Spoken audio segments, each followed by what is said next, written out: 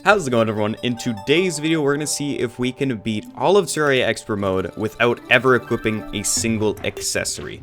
And yes, this means no wings, no Hermes boots, no iframes, no extra defense or damage reduction, nothing of that sort. And armor, for those wondering, does not count as an accessory. I had people wondering that. And then, yeah, nor do grapples. Now, I added quite a few extra rules that don't really have anything to do with the no accessory rule. This just basically comes down to the fact that mobility is key in this game, and if you lack it, it's very hard to get around and dodge bosses and do all these boss fights, especially in expert mode. So this is why things like mounts, grav potions, and teleporters were also not allowed, because then you just kind of resort to the more, I guess, quote-unquote cheesy methods of beating bosses, which we're trying to avoid here. It's very difficult to avoid for some bosses, which you will see, but for the most part, we're going to be just sticking to the grappling hook and not using things like grav potions and such, because that would make the boss fights a lot easier. Alright, so after getting some really basic materials and weapons, we found the water bolt and got some basic armor. Our first stop was basically to the Crimson in order to get a musket slash undertaker. We're playing with quality of life mods on, so we can actually switch the two. But yeah, that is our first stop here in the playthrough. Now, the main things I wanted to get before going into our first boss fight was a grappling hook, which I kind of hinted at would be very important in the first part of this video, and a decent ranged weapon, which turns out to be the musket. We could use the water bolt, but our mana is just not great right now. I didn't have any mana regens, and I didn't feel like getting them. But yeah, without further ado, here is the King Slime No Accessories fight. Make sure... Oh, I used a bunch of... Oh my god, that just did 47 damage. Oh, it's gonna teleport. Oh, it's gonna teleport. Oh, God. Oh, I didn't get mana potions. That was dumb. Oh, wait, this is fine, though. This is fine. No matter what, this boss is easy. I can literally just walk away from it. Gungnir only challenge when? Soon, my friend. Fun, though? It is fun. I just don't think I want to make content on it. That's the thing. Alright, this is easy. This is easy. Even with no accessories, it's still easy. And we're allowed to have our NPCs help and kill it, too, in this run, which I'm happy about. Don't have to worry about that. These last words, you literally cannot die to this boss. Like, it's impossible. Unless it's your first time playing the game, you just can't die to it. So, yeah, as I was saying, it's pretty hard to mess up King Slime, even with the challenge like no accessories.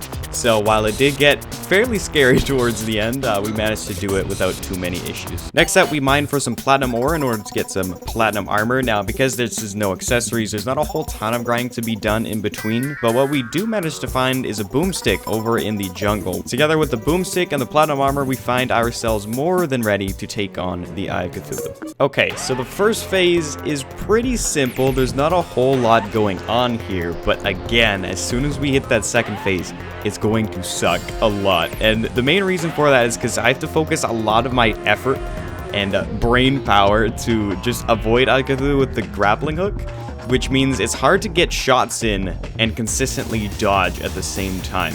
And all around is just a weird way of moving around, like relying on your grapple in order to dodge things, which is why I wanted to do this playthrough, because it's just something you don't normally do, and I'm forced to play it pretty much a completely different way than usual. It's so hard to hit the boss and, like, not die at the same time. Okay, I think I know what to do. I think I know what to do. Maybe I don't. Maybe I don't. Let me just try and melt this thing. Oh god, what's happening? Big Chief. Raid, thank you. No, no.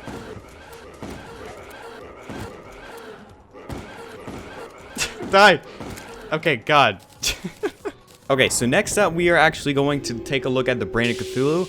Now, we didn't actually get any gear, really. We have the same armor set, same weapons. Obviously, there's no accessories to grind for. So right after the Eye of Cthulhu, we basically just went straight over to the Crimson in order to make our little basic arena for the fight. And yeah, we're all set. Oh, it spawned on that side. Oh, that's fun. Oh, there we go. It's all right. We're good. We're cool. We're cool. We're cool. Also, I should buff. That's definitely something I should do. Alright, this should be pretty straightforward. I don't think we're gonna have any troubles with this boss, I'm gonna be honest. Especially with the water bolt.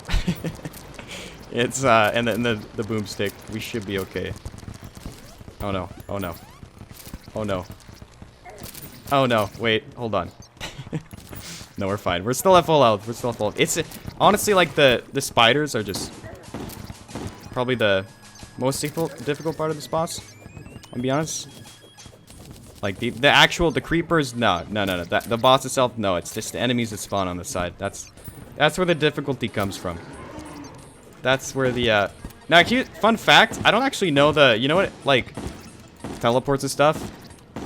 I don't actually know the because there's a sequence, right? I don't actually know it because I always just looked at the map, right? And I always play corruption anyways. So yeah, I don't know it. But I mean, you can kind of like still easily tell. Anyways, so I think actually, okay, at the end there I had no clue, but I mean it's dead. It's dead. We're good. We're cool. And yeah, with that, the Brain of Cthulhu has been taken out. There wasn't really a reason going into this world choosing Crimson. I actually just set it to random. I couldn't really find anything like for or against either biome, so I was okay with either or. Again, normally it would be whether I cared about the Worm Scarf or not. So usually I go Corruption, but this time around it doesn't really matter. So we got Crimson, and that's all good. So next up, we have the Queen Bee. Now, I wasn't exactly sure what I wanted to go with in terms of armor. I was pretty sure that the Boomstick and the Water Bolt would kind of get the job done, but just in case, I went ahead and got some Meteorite, got the Space Gun, and the Meteorite armor if we need to rely on that. And admittedly, the Queen Bee actually took a couple attempts to get, because as the fire rate on the Stingers starts to increase, it actually gets very, very difficult to dodge without any sort of accessories. So we rely on base movement speed and grappling. Now, another thing I want to point out is that you would get the Goblin Tinkerer by now, around now for sure. Sometimes you can get it earlier on. No accessory means no reforges, and no reforges obviously means no prefixes like warding and menacing, which are both very, very useful in a Terraria playthrough. You can get a max of 24 defense in expert mode or 24% damage, which is, again, very, very useful. We'd only get 20 defense because we're still in pre-har mode, but still, 20 defense is like the same amount as our armor, so we'd effectively double our defense just by having accessories on. And, of course, there's like things like Worm Scarf, so overall, not only do we have less movement, but we also have less defense or damage, which puts us at a severe disadvantage to what we would normally have at this point in time. Or, you know, just not. That's cool, I guess. Not again, not again. We should be... Okay, God. Oh my God, I almost died again.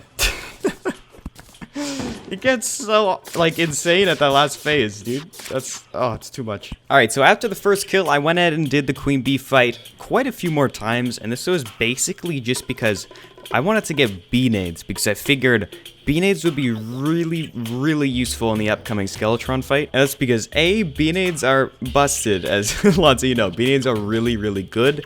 And B, the more important reason, is because in order to dodge Skeletron, we have to be using our grapple pretty much 24/7, which means we won't really be able to have our cursor anywhere near Skeletron throughout the whole entire fight.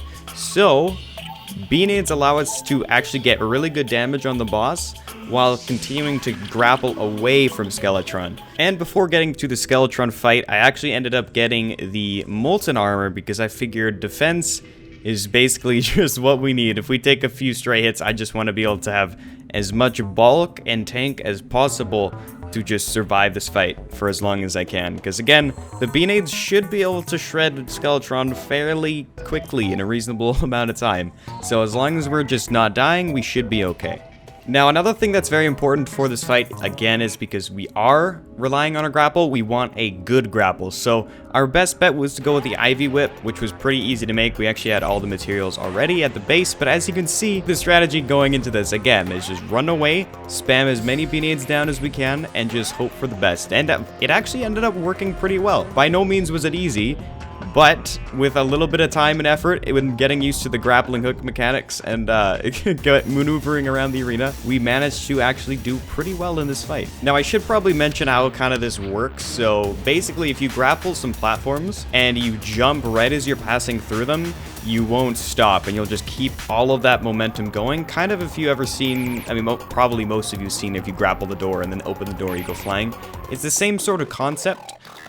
just with platforms, and it's much easier to maneuver around with this way. It's all just a matter of timing and making sure you jump at the right moment in order to keep all the momentum, because if you do screw up while Skeletron's spinning and it's really close, you pretty much just die. Wait, he's really slow, what? I was literally just walking there for about... Hey, there we go, just like that. Of course, it had to be the one where I didn't remember the shine or the night owl, so I'm gonna get more people complaining about how they can't see. Let's go. GG's. And of course, the last boss in between us and hard mode is the Wall of Flesh. Now, this strategy is pretty much just like any other, realistically. The only slightly scary part would be near the end of the fight if, again, we have no Hermes boots, so we might just not be fast enough. But, in theory, Beanades should be able to just kind of melt the Wall of Flesh. Again, we're employing the same method of just grappling through these platforms in order to get a little bit of extra distance. Once the Wall of Flesh actually starts to speed up, that's when we're going to, once again, kind of have to worry about whether we can actually outrun this boss. But overall, not too hard of a fight. Should have this. Beanades are broken. Beanades are busted. Beanades are beautiful.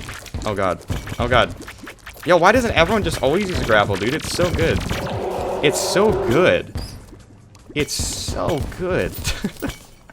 There we go. There we go. Easy. Yeah, very easy. That was way easier than Skeletron.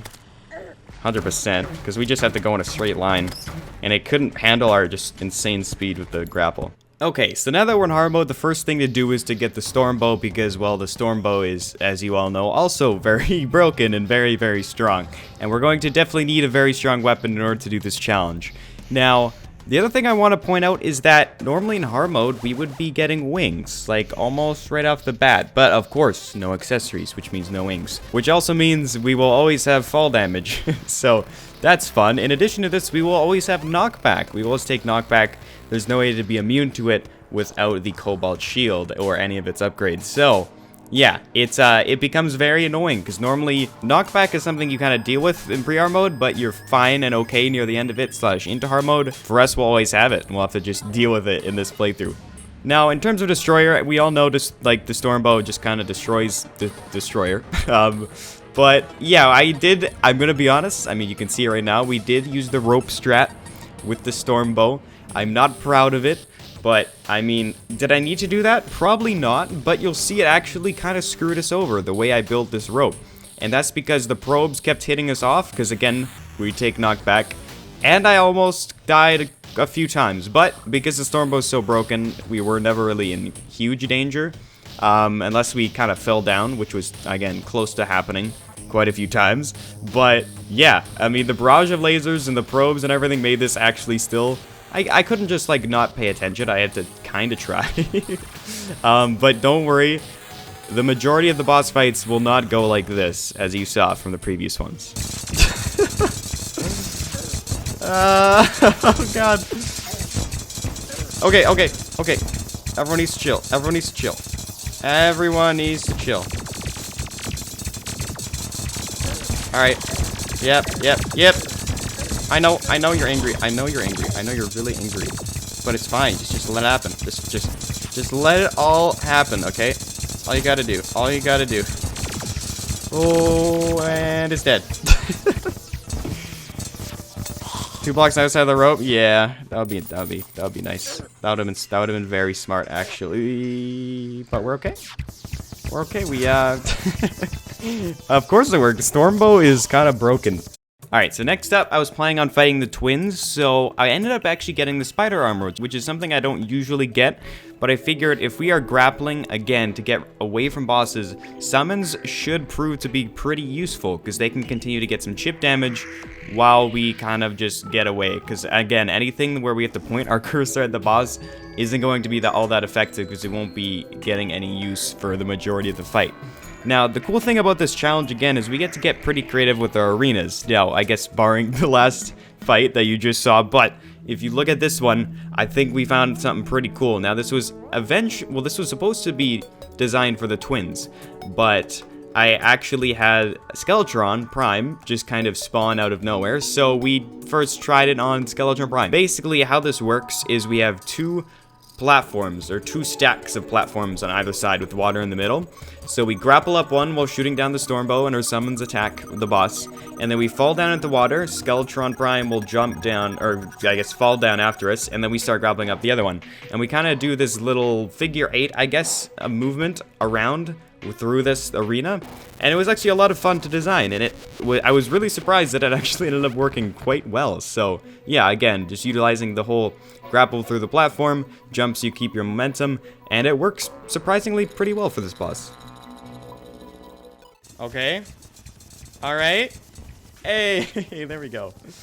So again, that arena that you just saw us use for Skeletron Prime was originally designed for the twins, but after actually trying it on the twins, it did not work whatsoever. So we need to come up with something different. Now, basically, the only thing that we could come up with that would work was, without breaking any of the rules, was make a shark plus asphalt platform and then kind of just run away from it. And we actually have to do this for one more boss fight in this playthrough, unfortunately, but it's basically the only thing that I could come up with in order to kind of defeat these bosses. And I know it kind of, again, the big reason for no accessories is like lack of movement, in my opinion. Asphalt kind of bypasses this like completely. So I was kind of bummed out that we had to resort to this strategy, but I mean, in order to continue the run, you gotta do what you gotta do, basically. So yeah, there's that. And again, there was no rule against using asphalt. I just figured that I would prefer not to use it. Now that being said, this was by no means easy. It was very difficult to kind of avoid all the lasers and everything and keep our momentum up and our movement, I guess, because as the twins come in and as they start hitting you, you lose all the movement speed you once had. So it was quite difficult to, and same with jumping, at least on some of those frozen ice blocks. So it was difficult to do the fight for sure. But eventually we do get it after a few tries. Oh, yes!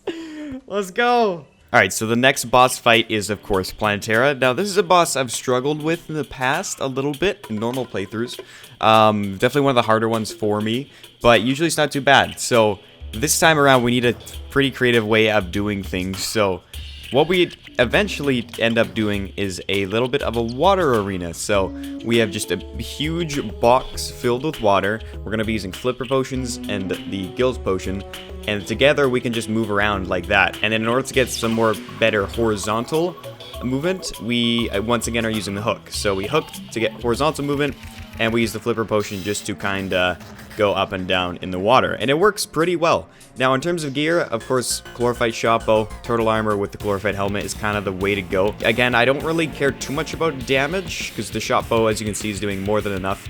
Especially with the Ichor that we're applying with the Mega Shark. So I opted for more defense rather than the damage. So, because again, damage, as you can see, we're doing more than enough. It's just a matter of not dying to Plantera. As I said, the water arena did work out pretty well, but again, Plantera is very scary, especially with no accessories and no knockback immunity. So once you kind of get hit, you are screwed. Like, you get juggled and you take a lot of damage. So one slip up can cost you the whole fight. So it actually is, again, still very difficult, but doable and manageable with this water arena. Without this, I don't think there'd be a way to really do this fight.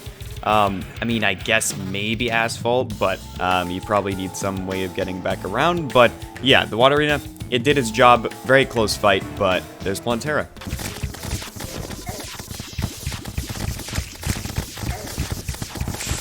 I'm getting so lucky. I'm getting so lucky, dude. Is it dead? Oh my god. That was so close. That was actually so close.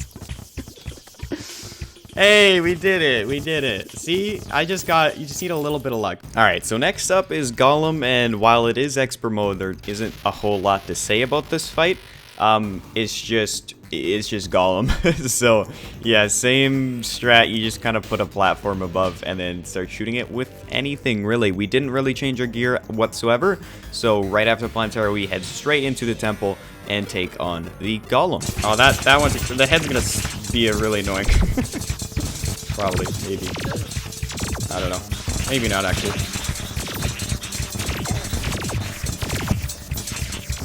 Okay, no, it's Golem. It's fine. It's Golem, it's fine. It's Golem, dude. Beware Moonlord Laser, can you imagine doing this in Masochist? Hey, new record, everyone. That's a new record.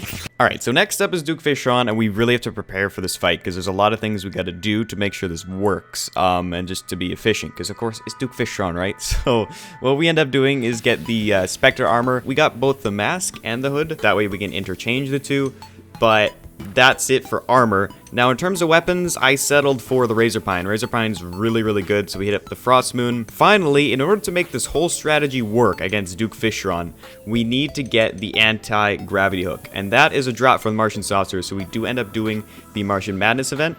Now, here's the thing about this idea, right? So everyone was asking me, how are you going to do Duke Fishron? Duke Fishron sounds like a nightmare in No Accessories Terraria Expert mode.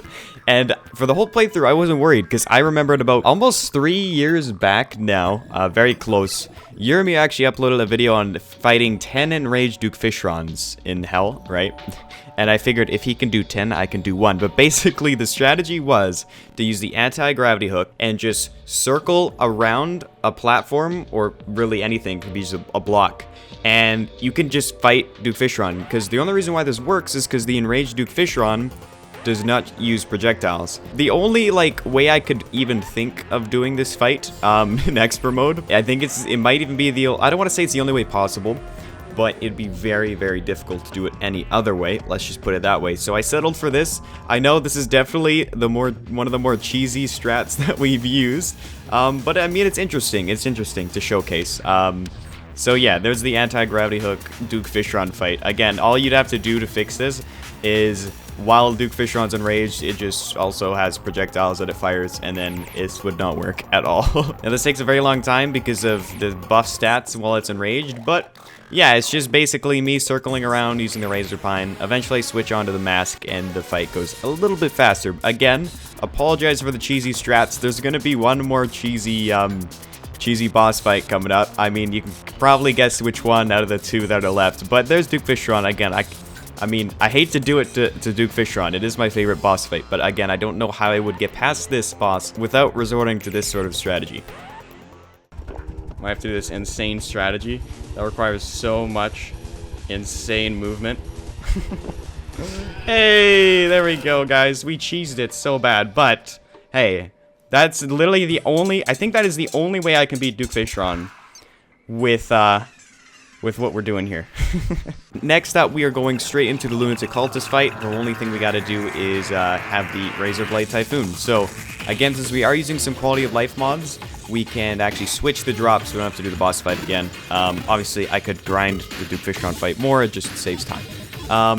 But because we have the anti-gravity hook, it actually makes it a lot easier to dodge some of these attacks. Now, Lunatic Cultus actually is fairly difficult with this strategy, because again, no knockback, no extra defense, and we're kind of squishy being a mage. So without the Razor Blade Typhoon, we were kind of screwed.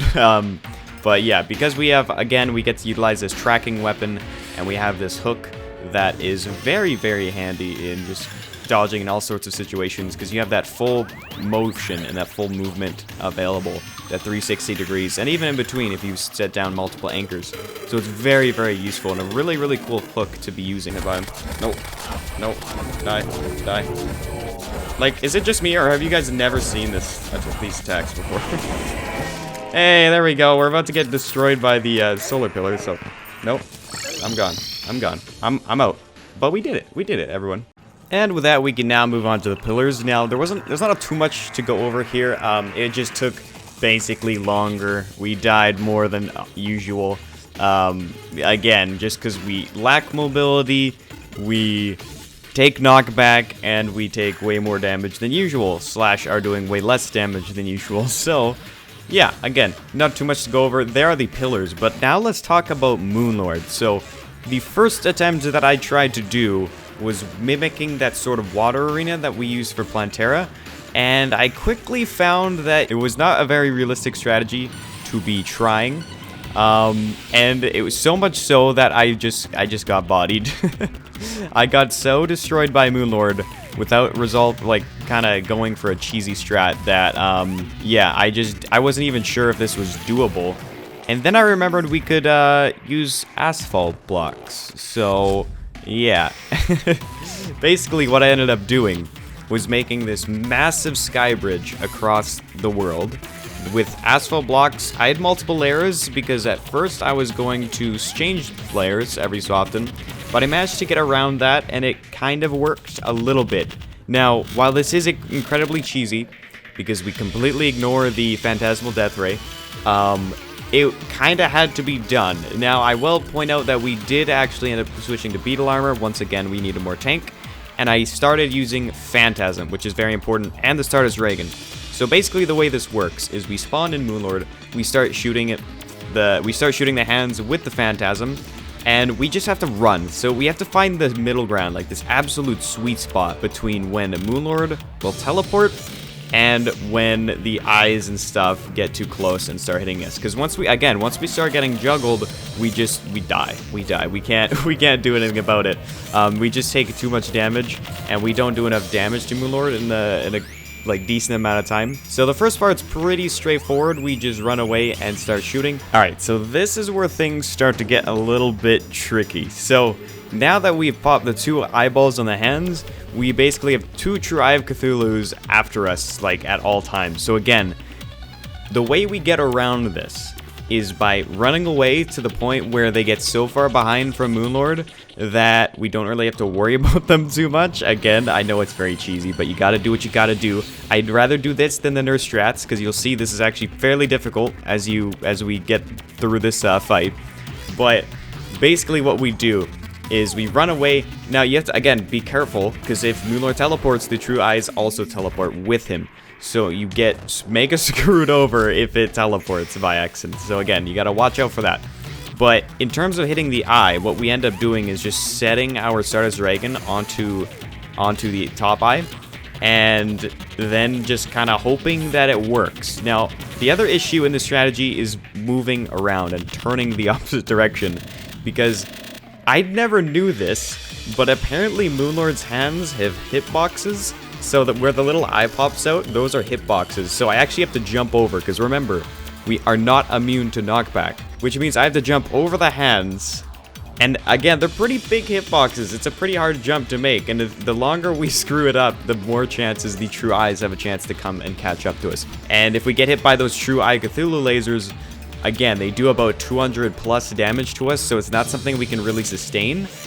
So while I'm not saying this is difficult, because I realize I'm hard cheesing this boss, it is still fairly not straightforward. I gotta use a little bit of my brain power. I just gotta time my jumps and make sure I don't get hit. Because again, if we do get trapped, things start to get sticky. You'll see what happens kind of when I mess up. So right here, you will see that I get stuck in the middle. Now, I'm just waiting for the top eye to go down. I'm using a little bit of the solar eruption. Things are going fine. Now, I just gotta kind of bide my time and wait. But eventually, I will have to turn around. And again, this is where the whole thing can just end in a second. So, once I need to turn around, once we hit the edge of the world, I gotta jump over. I gotta jump over both the projectiles and both hands, which actually is quite difficult when you're also trying to dodge the other projectiles that are coming your way. Because if you dodge those, you will kind of stop your speed and momentum, and that means it'll be very hard to get around. But again, we can do it without too much trouble, but we're going to have to turn back around at least once more in this fight. So yeah, it's just a very kind of endurance-based fight. Can you keep up and not like totally screw up? Because yeah, if you get stuck in the middle with the True Eyes after you, it is pretty much game over. Now, because we're relying on basically just Phantasm, Holy Arrow, stray hits, as well as the Stardust Dragon, it takes a while, but around 10 minutes after starting the fight, we actually have the core opening up, so we are ready to end this thing. Now again, we just have to play it safe, don't do anything too stupid or too risky, and when it comes down to this next turnaround right here, just make sure we get it, because if we get this turnaround, we should have enough track left to finish the fight. Now it's weird, because while this fight isn't particularly, again, difficult by any means, it was still very suspenseful knowing that in this moment, if we mess up, we just die. And again, the fight takes about 20 minutes. The pillars took at least an hour. So to redo this, there's a lot of time investment that is required in order to do so. But we hit the turnaround, and we successfully get past Moonlord. So at this point, I thought I was good. Unfortunately, eventually, we actually get hit back into the middle. This time, I severely struggle with getting out. It takes me quite a while. I start getting battered by projectiles from the true eyes. It was looking like I could die here, again, because if you just actually look at how much damage it's doing, there's actually seriously a way that I just straight up die right at this moment. But we make it past again, and from here, it's pretty much just smooth sailing to the finish. It's not many more mishaps happen. I have to really screw up in order to, like, get back into the hands, or just, like, stop focusing.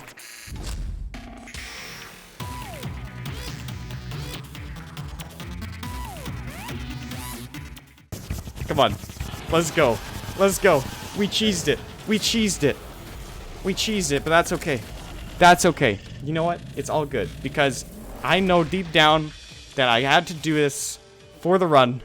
It was worth it. It was still intense. It was still hard. We had to deal with hitboxes on the Moonlord hand that I did not even know existed. And with that, we have now beaten Terraria without ever using an accessory once. I'd say the main struggles of this challenge were slow movement speed. We could only walk basically the whole time. Grappling helped us a little bit. Asphalt, obviously, but we didn't use that for most bosses. Knockback immunity. That was a big one. Lots of bosses are a lot more threatening when you take knockback from them. So that is a big struggle in this challenge. And then, of course, there's just, like, moving around and dodging. Kind of goes with the first point, which is, you know, wings, Hermes boots, any sort of dash. All those sorts of things make this challenge so difficult, in addition to the fact that you don't get all those useful perks, like, I don't know, damage reduction, immunity frames, you get, obviously, menacing and warding. So there's a lot of things. You're, like, severely nerfed doing this playthrough. But that's going to do it for today, guys. If you want, you can check out our Wanda Sparking only video and our Sandgun only video, where we try and beat Terraria with those two weapons. Those are both very similar to this video, so if you made it to the end, consider checking those two out. If you enjoyed the video, feel free to leave a like and subscribe if you haven't already. And with that being said, thank you all for watching. I will see you all in the next one.